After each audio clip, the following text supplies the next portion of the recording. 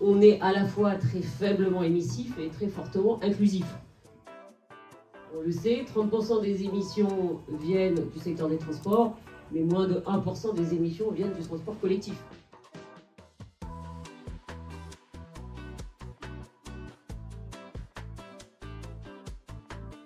Aujourd'hui, c'est le premier secteur émetteur de gaz à effet de serre en France comme en Europe, qui ne réduit pas ses gaz à effet de serre depuis 1990. Et là, le Green Deal vient ouvrir le champ des possibles.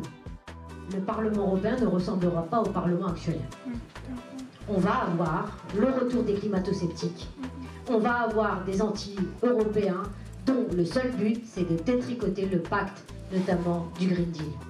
Je pense que sur les transports, la prochaine mandature, il va falloir qu'on se batte. Plan de relance spécial transport. Il faut un plan de relance spécial pour les transports. Il faut vraiment être conscient de l'importance de tous ces paquets qu'on a mis sur la table. Toutes ces législations vont vraiment demander des transformations très importantes de la société, de nos secteurs. Je me rappelle, il y a quelques années, on a fait un Eurobaromètre, on demandait justement les personnes, alors, est-ce que vous êtes favorable à l'agenda durabilité et tout ça? Oui, oui. Mais après, quand on leur demande, est-ce que vous êtes prêts à payer plus pour leur transport, les services, etc., et là, c'était pas aussi haut. Donc c'est clair que ces changements de société vont pas nécessairement être faciles dans tous les cas. Cette question des transports publics, elle est majeure pour préparer le futur. Et je trouve que c'est décevant qu'on n'ait pas une vision d'un investissement massif dans un réseau de transport transeuropéen.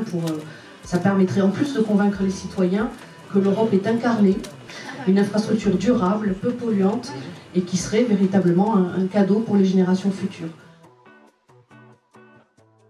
On est face à un défi énorme, qui est aussi un défi de sécurité routière.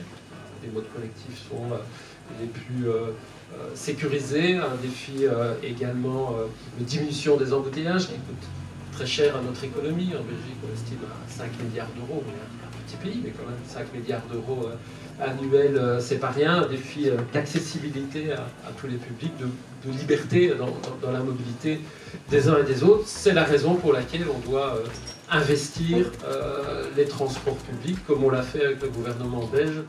Le cœur du sujet, on le sait, c'est le choc d'offre. Il faut réanimer le choc d'offre. Faiblement émissif, fortement inclusif, allons-y pour financer de manière plus forte le transport collectif au niveau européen. Vous pouvez regarder n'importe quelle région, n'importe où en Europe, les métiers des transports ne sont plus attractifs. Qu'est-ce qu'on fait par rapport à la reconnaissance des métiers du transport?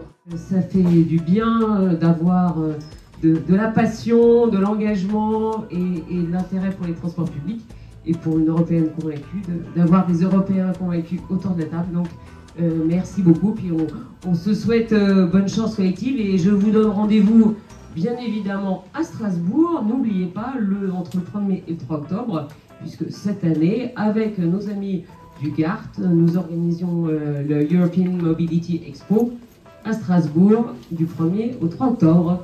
Donc merci à tous et à toutes, merci de votre présence et merci encore à tous ces intervenants si dynamiques et passionnés. Merci.